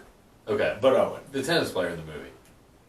You're thinking of the role Tenenbaums, the next Wes Anderson project. I have not done my research for this. So you're right. Here we are at 15, multi-sports athlete, not rodeoing yet, but I'm playing baseball, football, golf, tennis, jack of all trades, master of none. Yeah. And boom, they want this guy to be on location to work with Bill Murray, Jason Schwartzman, Dennis the Menace. Jason Schwartzman by then was nobody. Well, the rumor on set was that he was the kid who played Rocky Balboa's son in Rocky 3. Which is still, if it was Rocky 4... It was silly enough, like you couldn't make a reference. Like, no, but here's the maybe deal. he was, maybe he wasn't. But here's the deal. If it was Rocky 4, I understand, because I feel like Rocky 4 was really... But wasn't Rocky 3 the one with the robot? When Rocky was living in the mansion, he's going off to face, like, why would you leave everything and then lose everything? Well, you have to challenge yourself. Well, here we are going down a wormhole. So Rocky 4, I don't give a shit. Rocky 4 was when he faced off against Drago, the Russian. If I can fight, I must break you. I must break you, yeah. I must break you. Yeah. Yeah. Yeah. I don't think he was the... Anyway, if he was the son, that's... Anyways, I just remember there was a Rocky... Because I grew up watching Rocky on TBS, like majority of people. Like, you didn't watch it from start to finish. Right. Like Rambo. You never got to watch it from start to finish. Great movie, start to finish. Great movie. Halfway to the end, not so good. Like, I missed some stuff here. Long story short, I'm at the Kincaid School. I'm in makeup. Bill Murray's on my right. Jason Schwartzman on my left. Dennis the Menace running around being a little menace. Oh, so you're like really that close to them? Like, we're in there. Okay. Okay? All right. I had audition. I didn't even audition. I was just given the role. They're like, we have to have you on set. Okay. I had a speaking role, and it was in the opening credits where Max is having the dream about solving the big geography problem. Yeah. And somebody goes, let's let Max solve it. Well, I went in, sat down at the desk, and I said, let's let Max solve it. And never got a speaking role again. I didn't make the cut. I then got bumped from kid from Victoria who apparently has to be in our movie for some reason that we're not aware of to now he's just a featured extra. Okay, so after that, I mean, did you still pursue the... every weekend we'd come up, we'd film. Bill was like, Martine, where you been? Oh, so this was a multiple weekend situation? This was like 6 months of filming. Did not know. Okay. Well, you do know now because you asked the question. You asked the tough questions. Around the Rotary, we asked the tough questions. And they're not all oil field related. They shouldn't be. Why? There's other aspects why of pigeonhole yourself? Get to the point. So point was, here I am acting, modeling. Yeah. Okay? Feeling good about it. This is the acting part. This was the acting part. So you worked with Bill Murray. We're on set. Yeah. And I'm standing next to these guys, and I'm like, so who's your agent? And they go, agent? I don't have an agent. They came to our high school and just asked people if we wanted to be in a movie. Okay. So then I found out that these guys are making the same day rate that I'm making, but I'm having to give my agent a percentage. I love how you call it day rate. You were oil field before you were... Well, I'm cowboy before anything. Well, me too, buddy. So, day money, name of George Frank's fishing boat, but also like you go compete. Wait, so what modeling did you do So, for this company? after being a really good Sherry Young Mad Hatter guy, Yeah. I decided it was time to take my talents to the next level. And that was? Nothing for a long time. Right. Just limbo. Okay. Guy I went to high school with, of average looks, gets sucked up by Paige Parks, and the next thing you know, he's on billboards in New York for Abercrombie and Fitch. You? No. But if he could do it, oh my gosh, what am I going to be able to accomplish? Yeah. So I reached out to this guy, or I go to an audition for Paige Parks. Okay. Casting call, 1,000 people in the room. I got called back. Like, only 10 people got called back. I was one of them. Big deal. Well, I mean, thank you, I guess. Next thing you know, you start seeing all these people paying money to be part of these programs. Yeah. I never had to pay a dime. Just naturally good looking, I guess. They told me that, JP. I'm not just. I didn't get on this podcast to talk about my. Martine, that is literally. Look what you've done to me now. No, literally. Look what you have done to me. That is the first thing that comes to mind when I introduce you. I'm like, this is Martine Pitts, naturally good looking. Well, again, I didn't do anything to achieve this. This was not hard work. All right. Get there. So, boom, Paige Parks. I go in, audition. They're like, wow, you have something. We want to put you on our team. And I'm like, cool. I live in Abilene. I'm going freshman to college now. Right. Like, I'll come in for an audition from time to time. Right. But I was competing against people who literally worked out 8 hours a day at a craft. They would go to, absolutely. They went to 4 or 5 auditions every day. That was their job. That was their job. Right. I'm college student, Joe Blow, like, don't really care, don't work out, but I could show up to an audition, and I think I did, when it was all said and done, 12 Academy spots. Really? Yeah. Academy Sports and Outdoors. I will tell you that I helped that company go from being a Kmart brand to a super Walmart brand. So you decided to leave that industry for the oil and gas industry? I didn't decide something anything. More stable. I didn't decide anything. So I would come in for these things called auditions. Yeah, first off, I've heard that word before. Okay. I'm American. Well, they had this really big audition. It's like Disney Channel, Nickelodeon, Lifetime, All right. HBO. They're all there. Yeah. And I walk in the room, and first year I go, I get like 12 callbacks. Like 12 jobs. Like, boom. Yeah. Well, the next year I show up, again, the guy who doesn't work out, who doesn't take this seriously, walk in and my agent goes, yeah, you got 1 callback this year. So what do you think? They weren't branding me, though, because they knew I didn't have 6-pack abs and a rock-hard chest. I personally think, honestly, if there was any child actor out of there, you would be my personal 2000s Corey Feldman, which is such a huge compliment. Wow. No, he's legit. Lost Boys? I mean, for like staying power, I guess. Lost Boys? This isn't 1986, JP. I think it's like, if I'm not on a reality TV show, like being a bachelor, like, does it even count? Would you be on a reality show? I had an audition for The Bachelor and I turned it down. Wait, time out. Like, whoa, look what you've got me talking about. No. Whoa, I mean, spilling the beans. Pull the seat up close. Let's talk about I'm backing away from the mic. So you had an audition for The Bachelor? Yes. As The Bachelor or as one of the 20 gurus? I think I was going to be a guru, but I think once I got there and got kicked off the first day for not being a bodybuilder, America would have seen me and been like, we got to bring him back as The Bachelor. So you went on to be a bachelor? No, you're missing the point, JP. The answer was no. I said no, thank you. I'm a cowboy from South Texas. Looking back, would you do it? No. I feel like that'd be such a... You know what? Who knows? Maybe I'd be a Bitcoin billionaire right now. I kind of feel like I'd do 30 million Instagram followers, getting paid by YouTube. We wouldn't have been able to do this podcast. No, we wouldn't. But that being said, I actually kind of want to... So back to, you asked a question. I did Rushmore, got invited to the Oscar party. Really? I was supposed to have a big role in searching for the Royal Tenenbaums. What happened? It just wasn't for me, JB. What was? Chasing rigs and Chasing trying rigs. to push oilfield services? Absolutely. During 2020 downturn? Absolutely. Hollywood's fake, but the oil field will tell you no. Hollywood, yeah. That Hollywood lifestyle, I'm over it, but oil field I love. I don't want to be bad or bougie. I just want to be real and honest. So anyway, Martine actually, he wrote. I actually emailed Martine to be on the podcast, and he wrote me. He's lying to you. I've been courting myself to be on this podcast like a good salesman. I disagree. One of the best comments I got, one of the best email responses I got was this. So I I want to go over it. And if there's something you want to get on a tangent with, let's do it. What else we got to do? It's a Thursday afternoon. We're playing golf tomorrow at the... We are playing golf tomorrow at the 4th Annual Colin Campbell Memorial Golf Tournament. Can you talk about that a little bit? I mean, I'll talk about him all day long. Colin Campbell, one of the great ones. We lost Colin 4 years ago in a triathlete. He was a triathlete. Young guy, 26. Right. Was kicked in the head as best we was prescribed during the swing portion and drowned.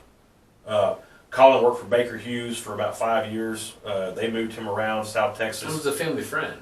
Closest family friend. So you and your sister Melita. My sister Melita, she was best friends with Colin. She's best friends with Courtney. Courtney's in the oil and gas business. Yeah. Worked for John Schiller, Energy 21. I introduced Courtney to John at Ioga years ago. Yeah. It all comes back to the Oilfield family. So. But anyways, so we lost Colin tragically, and he has a great support system in the Woodlands that has this annual golf tournament for him, and just happy to participate and keep that man's memory alive. Well, I think Melita has been a big portion on putting it together. Oh, absolutely, yeah. Her and that group of that base have put this event on. Oh, absolutely, and I think she's done an excellent job with this. I mean, I got to play the first year, and the last 2 years, I think I had my daughter to pick up out of her school. But we're playing tomorrow. Yes, you and me, and Cole Thompson, and Andrew Workman, and quick shameless plugs. I think your sister has done a kick-ass job at it. Well, she'd just be like me. We can't take no credit for anything. We're just part of the system. Helping do things. I love that mentality. So anyway, no. Before we get into that, but how long have we gone here? Oh, we've gone a little bit, but anyway. So I remember I emailed Martine about getting on the podcast. I'm like, yeah, man, look, we're going to come up with discussion points the closer it comes. And then I get this email back, and he goes, hey, man, I'm down. Limit of the time. Obviously, I want to discuss my love affair with jazz and Antique Roadshow cameo. I mean, where do we begin? Expat rancher, former Paige Park model, actor, volunteer. Throw it out the vision board, or hear a cautionary tale about venturing in this black hole. Regards, Martine Pitts. By the way, hilarious email back. So, volunteering, where do you volunteer? API events. Okay. That's a volunteer. I don't get paid to put on team ropings. Okay. No, but on a serious note, Bluebonnet Youth Ranch, charity of choice in my hometown. Bluebonnet Youth Ranch is a home for abused and neglected children from infancy till they turn 18. Wow. Sexual abuse, mental abuse, physical abuse. These kids have no opportunities. They're not blessed like we are to have mom and dads who love us, or an aunt and uncle who love us. They have nothing. And so they're thrown into this world of just. So what is the Bluebonnet Ranch? So Bluebonnet Youth Ranch in Yoakum, Texas, is a place. It's a home for these children. They have caretakers. They are given the opportunities that you and I are given just because we have a regular life. And you watch these kids go from these just terrible beginnings to being able to go to college, to have a life. Yeah. And you watch them come back and be like, if it wasn't for Bluebonnet Youth Ranch, I'd probably be a drug addicted criminal or degenerate.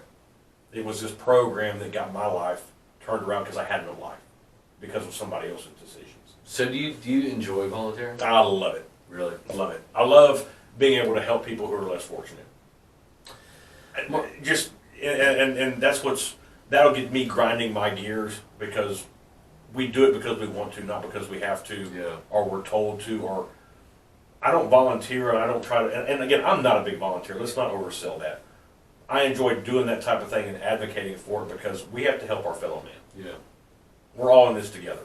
And whether that's abuse or troubles in education or whatever that is. And here's the deal. I mean, I think your sister, she was at Matador Resources, right?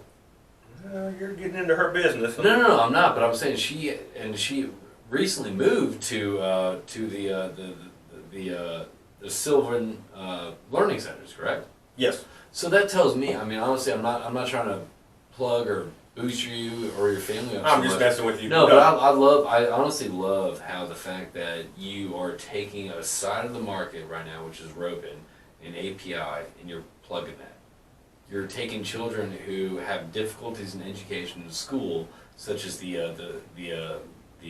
Sylvan Learning Center. Sylvan Learning Centers, and also the Bluebonnet youth. I mean, there's a lot of you and what your family's doing to help others that are less fortunate or need help. Well, thank you. I mean, no, it's. And I think that's honestly, I commend you for that. And I honestly, and before you get into this, I want to say a quick plug.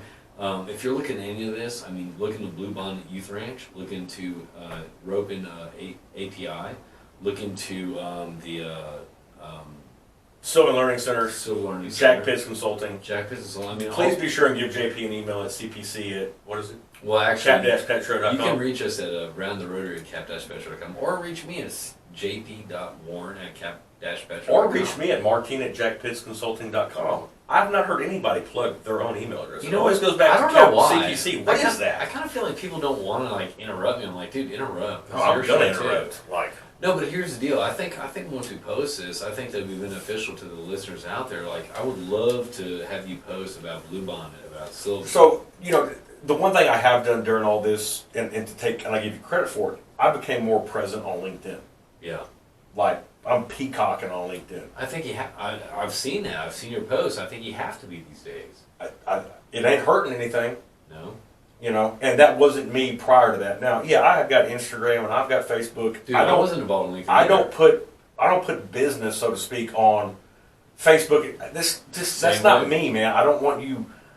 Now, hey, I like the attention and I like to be the center of the room at times, but in certain regards of that, I'm not looking for that. Yeah. But when it came to the LinkedIn deal, off of your podcast, off of Zoom and this stuff, I'm like, here I am out on location right now. I have work when there's little work to be had. Not much. Man, I'm gonna just, because I'm out there learning it. Like, I saw my first frac job 2 months ago. But here's the deal. You sell that frac job, you take a picture.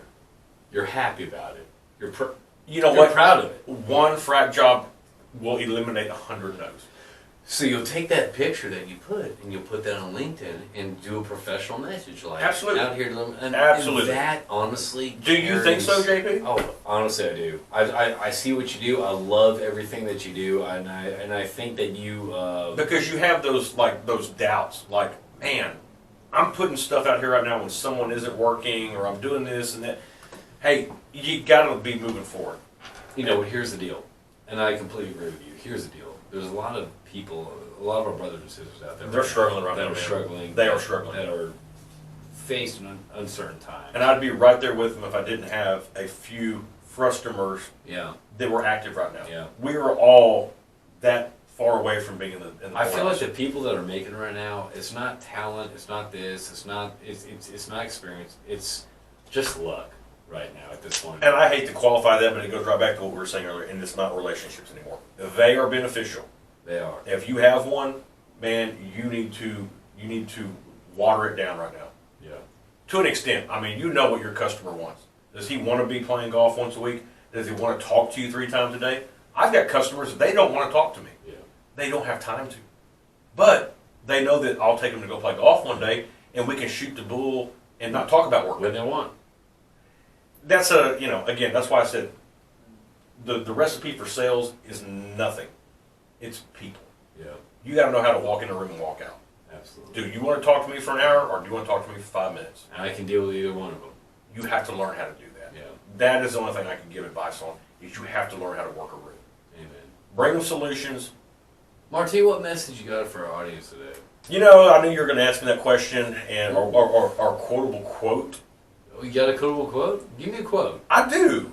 And it was, I want to be able to do it without having to go to the deal, but I'm going to have to. It was una verdum, vita vatum, una fet. Vita Vici? I came, I saw a concert. I conquered? No, it's from Lonesome Dove. I just gave away the spoiler. Well, I was going to quote Gus. Oh, I love Gus. Do you? I've read the book, Lonesome Dove. Yeah. Have you? Yeah, I I'm have. halfway through it. I'm not a reader. It's actually one of the best books. Oh, it's fantastic. It's totally different from the movie, though. Well, Or the miniseries, excuse me. Well, I always say the book's better than the movie. I don't give a shit what movie I'm watching, whether it's... So my ultimate Lonesome goal Dove is or to be in it's Lonesome Frozen. Dove 3. Oh. Like, I don't have an IMDb page. Again, they're not knocking on my door, JP. What's the title? It's called Lonesome Doves. Lonesome Dove 3. Lonesome Doves. How about Lonesome Doves? Lonesome Doves with a Z. Well, that might be about... We don't want to go into it. We don't have to go into that. We don't need to go into that. Anyway, everyone, I think How much time have we lived? Martine, first off, I appreciate you for coming, and we're on an hour and 34 minutes. So we're almost the longest podcast. Well, yeah, we can Oh, keep you said going. 2 hours. We can keep going. Now I gotta go pick a customer up from the airport There you go. in 1 hour. Well, everyone, this is Martine Pitts, the VP of Sales and Business Development Manager and a glorified sales guru at Jack Pitts Consulting. Or we do tubing, frac stacks, valves. Tubing, frac Flowback. stacks, valves, We also have Flowback. field chemical. field chemical. We will manufacture and fabricate your completion or your production equipment, tanks, heater treaters, separators. And also, a side benefit of all that stuff, you also get to deal with Martine and the personal relationship side of things. So, And you might get to meet Jack Pitts, which is the marshal. a huge plus. You know, he sells cars. He does commercials. The marshal. Everyone knows Jack Pitts. Do they? Yeah. Okay. But we're talking about you now. That's true. That is true. I just give credit where credit's due. Martine, thank you JP, so much. oh my Thank you God. for so much. I would actually love to have you on this again. I love being here, man. I would love I to was have nervous. you on the podcast again. Dude, I'm nervous every time I do it. Are you serious? Round swear to 2? God. We're gonna do round 2. I would love to do round 2 with you. What I in the seriously would. Wow. There's only been like one other person I'll you've tell you done what. round 2 with. Let's get a couple months in. I've done round 2. Yes, you have. Who? Churchill. Well, that was a live then. It was different. It was different. So you are listening. Hey. So anyway, Martine, I love you, man. JB, I love you, brother. Monica and I love you. Our family. Who doesn't love a Monica? Anyway, so How many months is your daughter? She is 86 months. 86 months. Yeah, time flies. Time flies. So I love that you stopped in. And again, if anyone wants JB, to thanks reach- for having me. Absolutely. If anyone wants to reach out to Martine or me, you can reach us at around the Rotary at cap-petro.com or Martine at jackpittsconsulting.com. there you go. No periods or exclamation points. But man, I enjoy this day. Buddy, this has been a blast. I was going to get nervous. I'm sitting here trying to read off the notes. We just need to. I saw that, dude. Don't worry about it. It's the professionalism. in Yeah, it. I get it. I get it. But hey, Hey guys, relationships are second these days. when is this episode coming out? Is this going to be post-election? Probably December, yeah. Oh, I'm not coming out till December. Well, You want earlier? as soon as you can get me in. But I mean, let's just hopefully we're living in a Republican world. Well, we'll see. We'll see about that. We can't judge that around the Rotary. What grinds your gears, JP? A lot of things. Actually, a lot of things. We didn't get to touch on it. No, we haven't. We're going to talk about the UT band. I'm not talking about the UT band. We're not going to get into it? No, look. A Look. lot of things grind my gears these days with the constant news, the constant Then- us versus them, the constant right versus wrong. All that shit grinds my gears because we're more alike than we are different, and I'm sick of this shit. So, a lot of things grind my gears. I at least got you to talk about it. But I'll tell you one thing right now: we're more alike than different. Absolutely. All of us. Kind are. of like the Kunasses. We're all the same except we're different. All of us are. So. Hey, with that being said, everybody enjoy Monica's outro. It's been a blast. enjoy the outro. Love See you, ya. Martine. Love you, Bubba.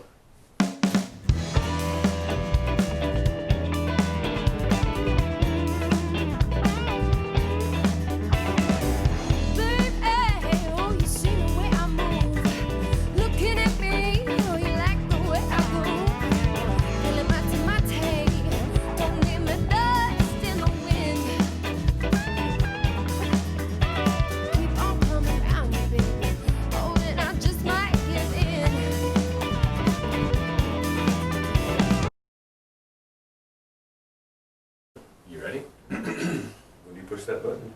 3, 2.